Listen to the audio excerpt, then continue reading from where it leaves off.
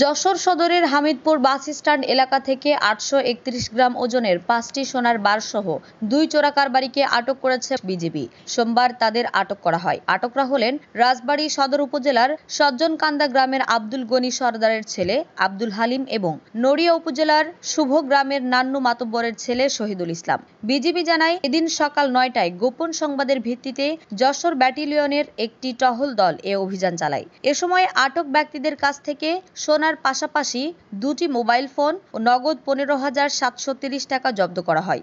উদ্ধার স্বর্ণের আনুমানিক বাজার মূল্য ১,২৫,২৫,০০০ টাকা। বারগুলো তাদের প্যান্টের পকেটে বিশেষ কৌশলে লুকানো ছিল। প্রাথমিক জিজ্ঞাসাবাদে তারা স্বীকার করে, ঢাকার যাত্রাবাড়ী ও তেঘরিয়া কেরানীগঞ্জ এলাকার চোরা কারবারিদের কাছ থেকে স্বর্ণ সংগ্রহ করে যশোর হয়ে ভারতে পাচারের উদ্দেশ্য যাচ্ছিলেন। এ ঘটনায় কোতোয়ালী থানায় মামলা দায়েরের পর আসামিদের আদালতে সোপর্দ করা হয়। পরে বিচারক তাদের কারাগারে পাঠানোর নির্দেশ দেন। নিউজ ডেস্ক, দৈনিক রানার।